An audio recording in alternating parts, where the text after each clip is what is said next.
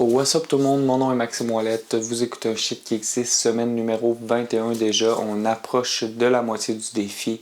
Cette semaine, je vous parle de 3 grands classiques de la littérature. Je m'attaque à ça tout de suite après la musique d'intro qui commence direct là. Yes, lire, c'est un shit qui existe.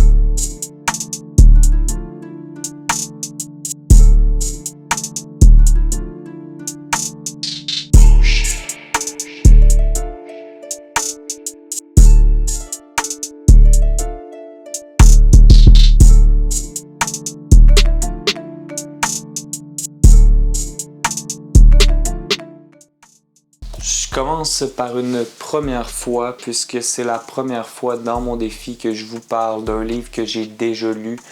Puis là, j'ai peut-être l'air d'un illettré qui connaît pas ces classiques, parce que je veux dire, je suis passé déjà au travers de plein de classiques, mais c'était des livres que je n'avais jamais lus, que j'avais sur ma liste depuis longtemps. Bref, j'ai pas à me justifier. Première fois que je vous parle d'un livre que j'ai déjà lu. À l'époque que j'avais 14, peut-être 15 ans, j'avais pas compris, je crois, à quel point ce livre-là est un livre important. C'est un livre qu'on nomme dans les grandes listes de lecture. J'en ai fait plusieurs, comme je vous disais, pour vérifier qu'est-ce que je voulais mettre sur ma liste personnelle. Puis à chaque fois, ce livre-là revenait. C'était même souvent le premier livre qu'on conseillait de lire. C'est donc avec grand plaisir que je vous parle de L'Étranger d'Albert Camus. L'Étranger d'Albert Camus, c'est un livre qui a été écrit en 1942. C'est le premier livre d'Albert Camus. C'est un livre dans lequel on suit l'histoire de Meursault, le personnage principal. Un personnage, en fait, qui apprend la mort de sa mère dans l'Incipit. On pourrait dire, par contre, que l'action a commencé avant ce livre-là. Au moment où Meursault place sa mère dans un foyer pour personnes âgées, à défaut d'avoir, en fait, les moyens financiers de continuer à les faire vivre tous les deux. Donc, en résumé, grossièrement, le livre est divisé en 2 parties. Dans la première partie, Meursault apprend la mort de sa mère lors des premières lignes du roman. Par la suite, il va aller à l'asile dans lequel il est pensionnaire pour aller, en fait, à l'enterrement. C'est là qu'il va rencontrer Monsieur Pérez, qui est le nouveau fiancé de sa mère. Il va rencontrer également le concierge et le directeur de cette institution. Il va quitter, en fait, tout de suite après l'enterrement pour retourner à Alger, ville dans laquelle il habite. Et c'est à Alger qu'il va avoir une rencontre avec Marie, une ancienne dactylographe qui travaillait avec lui. Et pendant cette journée, ils vont aller à la plage, ils vont aller au cinéma écouter une comédie et ils vont rentrer chez lui le soir et avoir une aventure. Puis ensuite vient Raymond et Salamano qui tous deux vivent dans le même appartement que Meursault. Dans le cas de Salamano, c'est un vieil homme qui vit avec son chien qui représente un peu la mère de Meursault. Un chien qui est malade, croûté, et on décrit le vieil homme comme étant semblable au chien, donc croûté avec la peau jaunie, etc. Et dans le cas de Raymond, on parle d'un pimp. Un pimp avec qui Meursault va se lier d'une certaine forme d'amitié. Il va lui rendre des services jusqu'à l'accompagner, en fait, à la plage, parce que Raymond, c'est pas dit que c'est pour ça, mais Raymond l'invite visiblement parce qu'il a peur et parce qu'il veut avoir quelqu'un qui peut le défendre en cas de danger, parce que Raymond, en fait, a battu son ex-copine et le frère de cette ex-copine-là en veut à Raymond, le suit un peu partout. Et la première partie s'achève alors que Meursault abat le frère de l'ex-copine de Raymond. Pas nécessairement par haine, mais plutôt parce qu'il fait chaud, puis parce qu'il y a le reflet du soleil qui passe par le couteau du frère de l'ex-copine de Raymond, ce qui agace beaucoup Meursault. Donc il va commencer par lui tirer une balle, puis il va aller tirer 4 balles sur son corps inanimé. Donc la première partie se finit comme ça. La deuxième partie, quant à elle, se résume en gros au procès que Meursault subit, mais qui bizarrement se transforme en un procès, en fait, pour son insensibilité. Parce qu'il faut dire que Meursault est très insensible. C'est un des thèmes principaux du roman, l'insensibilité de cet homme-là. Il pleure pas à l'enterrement de sa mère. Il s'en fout un peu que Marie le demande en mariage. Il s'en fout un peu que Raymond ait battu sa femme, puis que ce soit un peu de sa faute parce qu'il a rendu service, puis qu'il l'a amené un peu dans son piège. Il s'en fout un peu de tout, sauf de Salamano, en fait, qui justement vit un peu ce que lui a vécu, mais avec un chien plutôt qu'avec une mère. Donc on voit tout au long du roman un personnage qui est très froid, très distant, qui a de la misère à entretenir une relation, qui a de la misère à comprendre pourquoi on entretiendrait une relation. Et c'est tout ce contexte-là en fait qui va être pris en considération pendant son procès. On lui fait pas en fait un procès à savoir est-ce qu'il a tué ou non, parce que c'est évident, il l'a avoué lui-même qu'il a tué. C'est un homme honnête, il va pas mentir non plus sur ses émotions. Quand quelqu'un lui demande quelque chose, il dit la vérité. Et par conséquent, son procès se transforme plutôt en une espèce de procès à savoir est-ce qu'il y a des remords ou non. Et Meursault le dit, il n'y en a pas vraiment de remords parce qu'il comprend un peu que tout ce qu'il vit, que ce soit la prison, que ce soit les grandes institutions, que ce soit la vie même, n'a pas vraiment d'importance, que c'est un peu futile tout ça. En fait, il va venir mettre en lumière le fait que la vie est absurde en général. L'absurdité est un thème prédominant chez Camus. Albert Camus, L'étranger, c'est vraiment un excellent livre. J'ai beaucoup aimé le protagoniste, même si je sais que c'est une espèce d'anti-héros. Il n'y a rien qui se passe vraiment dans sa vie, il n'y a rien de particulièrement moral ou d'amoral. Il n'y a pas un schéma actantiel qui le définit lui-même. C'est plutôt en fait un individu qui subit la vie. Je sais que tout ça fait en sorte qu'on ne devrait pas nécessairement apprécier tant que ça le protagoniste. Mais moi, personnellement, je l'ai trouvé attachant. J'aime beaucoup son moment de révolte à la fin, là, quand on atteint le climax. J'aime beaucoup que le climax soit à la dernière page, ou du moins dans les dernières pages. Je trouve que c'est un livre qui nous tient en haleine. C'est un livre qui se lit très rapidement. Un livre très bien écrit dans lequel on retrouve la plume de Camus, une plume chirurgicale. Un auteur qui sait où il nous amène. Il n'y a pas de détours qui sont pris. Les chapitres sont d'une longueur parfaite selon moi. C'est vraiment un excellent livre. Je pense que c'est normal que ça se trouve dans toutes les listes de lecture comme étant un des plus grands classiques de la littérature. Je pense que ça mérite amplement ses lettres de noblesse. Donc si vous ne l'avez pas déjà lu, je vous conseille d'aller vous procurer L'étranger d'Albert Camus.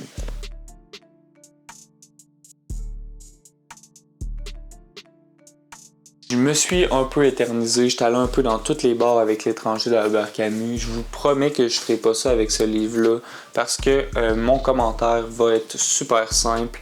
Je vous parle de Ernest Hemingway, Le vieil homme et la mer. Personnellement, c'est pas un livre que j'ai aimé, c'est pas un livre que je vous recommande. Je sais que je vais probablement me faire lapider parce que je dis que Ernest Hemingway, Le vieil homme et la mer n'est pas très bon. C'est un livre en fait dans lequel on suit un vieil homme qui est en mer, qui pêche puis qui a pas beaucoup de chance dans les derniers jours puis qui essaie de pogner des poissons mais ça marche pas. Puis là à un moment donné, ben, il lance sa ligne à l'eau, il pogne le plus gros poisson qu'il a pogné de sa vie. Mais ça arrive à peu près à la page 30. Puis par la suite, on a comme 90 pages de combat entre lui et le poisson et par la suite entre lui et les requins pour sauver le poisson qu'il a réussi à attraper finalement. Spoiler alert. Il y aurait beaucoup trop de précision dans cette écriture-là, beaucoup trop de description. Je sais, je comprends toute la métaphore avec l'adversité, avec le respect qu'on a pour l'adversaire, pour la vie en général quand la vie est l'adversaire. Je comprends, je pense, toute la symbolique de cette œuvre-là. En revanche, je trouve que c'est pas très bien écrit. Je sais qu'il y a plein de gens qui vont dire que c'est sublime comment c'est écrit. Je trouve que c'est très étanche la manière que c'est fait. Je sais que j'ai dit d'Albert Camus qu'il avait une écriture chirurgicale, qu'il savait où il voulait nous amener. Dans le cas d'Hemingway, c'est également le cas, mais c'est chirurgical, je pense, dans un sens plus péjoratif selon moi. J'arrive pas à accrocher à ce genre de littérature-là. I guess que c'est peut-être un acquired taste, puis que c'est simplement un goût que j'ai pas encore appris à développer. Je sais pas si, étant plus vieux, ça va être un livre qui va m'intéresser. À la toute fin, en fait, du récit, si je suis complètement honnête, j'ai pas détesté ça. Je commençais à aimer même, en fait. Je pense que c'est surtout quand les requins sont arrivés parce que je déteste les requins. Fait que là, c'est venu me chercher. On dirait que moi et le vieil homme, on avait une haine commune. Fait que c'est peut-être juste ça. Somme toute, je pense que c'est une lecture qui peut être plaisante en une journée d'été. Mais je pense qu'il y a des meilleurs livres à lire. Puis je pense que vous pouvez mettre votre énergie sur un autre livre. Vous ne le regretterez pas si vous ne le lisez pas. Je pense pas que c'est un livre auquel vous allez penser sur votre lit de mort. Puis si vous le lisez, ben, je pense pas que vous allez le regretter non plus, mais c'est juste pas pour moi le grand chef-d'œuvre que c'est pour plein d'autres gens. That's it. Et j'ai terminé tout ça en vous parlant d'En attendant Godot de Samuel Beckett, un grand classique de la littérature, une pièce de théâtre sublime, une pièce de théâtre en fait dans laquelle on suit principalement deux protagonistes qui attendent Godot.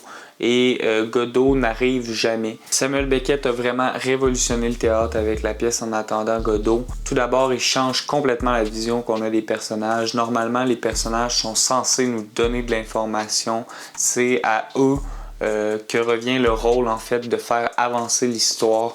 Dans le cas d'En attendant Godot, les personnages ne savent rien et ils ne font pas avancer l'histoire du tout parce qu'ils ont des discussions qui sont circulaires. Donc ils vont se parler, ils vont entretenir un dialogue. Un des deux personnages va poser une question, l'autre personnage va dériver de la question, il va s'en aller un petit peu plus loin dans son raisonnement, ce qui va amener le premier personnage à continuer la réflexion et ainsi de suite pour que 4 pages plus loin, on revienne à la même question, puis qu'on n'ait toujours pas de réponse et ainsi de suite. Et c'est très dérangeant pour un lecteur, d'autant plus que c'est accompagné par un autre grand changement que Samuel Beckett a fait dans le théâtre. C'est-à-dire que Samuel Beckett instaure avec cette pièce-là ce qu'on appelle un théâtre de silence. Le silence va prendre beaucoup de place dans cette pièce-là. Pratiquement à chaque page, il va avoir soit un silence, soit une pause, parfois un très long silence, parfois plusieurs silences, parfois plusieurs pauses, parfois Maxime qui arrête pas de dire parfois puis qui énumère toutes les manières qu'on peut. Bref. De sorte à ce que pour le lecteur, ça peut vraiment devenir mélangeant parce qu'il y a une quantité incroyable de didascalie. On a vraiment plein de notes de l'auteur qui donnent comment le personnage devrait se positionner, qui donnent plein d'informations sur les silences, sur les temps qui doivent être pris, sur les pauses qui doivent être prises. Et j'ai trouvé que, pour ma part, j'ai trouvé que c'était trop. J'ai trouvé ça étourdissant. Ça m'a fait penser d'ailleurs à ma prof de théâtre du cégep, à qui j'avais déjà posé la question à savoir s'il y avait du théâtre qui était fait pour être lu. Puis elle me disait que non. Puis je pense qu'effectivement, elle a raison parce que le but même du théâtre en soi, c'est d'être joué. Mais je pense néanmoins qu'il y a des pièces de théâtre qui se lisent mieux que d'autres. Et dans le cas d'En attendant Godot, honnêtement, par bout, pour moi, c'était lourd. Mais rendu à un certain point dans ma lecture, j'ai compris justement que j'avais affaire à un théâtre dans lequel il y avait beaucoup de silence. J'ai fait des recherches par la suite qui m'ont confirmé ça. Ce qui a fait que j'ai changé vraiment mon point de vue sur cette pièce-là. Je me suis mis à lire, mais en prenant moins de temps sur les didascalies, en faisant moins attention à celles-ci, du moins à celles qui étaient très courtes. Puis ça a vraiment facilité ma lecture. Je pense que je vous conseillerais quand même d'aller voir cette pièce-là plutôt que de la lire. C'est une excellente pièce de théâtre, honnêtement. C'est une pièce de théâtre qui va aborder à peu près les mêmes thèmes que L'étranger d'Albert Camus, justement. C'est une pièce qui a été écrite après la guerre, donc il y a vraiment cette espèce de constat de la dévastation. On sent dans cette pièce-là un certain dégoût pour la vie humaine, qui peut être autant dévastée qu'elle peut être dévastatrice. Je trouve ça vraiment intéressant en fait ce point de vue-là, puis d'utiliser l'absurde pour venir montrer ça. Et contrairement en fait à L'étranger, En attendant Godot, l'absurde est vraiment au premier plan, ça vient vraiment nous frapper en pleine face. Donc c'est déroutant pour un spectateur ou pour un lecteur et définitivement c'est ça le but. Donc c'est très bien réussi. Je vous conseille fortement d'aller lire En attendant Godot parce que c'est beaucoup plus que cette espèce de longue tirade un peu farfelue. Il y a beaucoup de farfelus, mais on jongle vraiment en fait avec le tragique et le comique. Personnellement, j'ai trouvé que c'était très bien réussi. Évidemment, ça m'a fait penser à La cantatrice chauve d'Eugène Ionesco. Ces deux pièces de théâtre qui sont très souvent comparées l'une à l'autre. Je pense que dans le cas de Beckett, il était avec quelque chose d'un peu plus tragique. Avec La cantatrice chauve d'Eugène Ionesco, on avait quelque chose d'un peu plus comique. C'était très très drôle. Dans le cas de Samuel Beckett, c'est un peu moins drôle. Il y a des passages qui sont hilarants. Mais je pense surtout en fait que Samuel Beckett mise sur le côté tragique. Puis j'ai trouvé ça vraiment intéressant en fait d'avoir complètement un autre take sur l'absurde. Donc je vous conseille d'aller lire En attendant Godot de Samuel Beckett.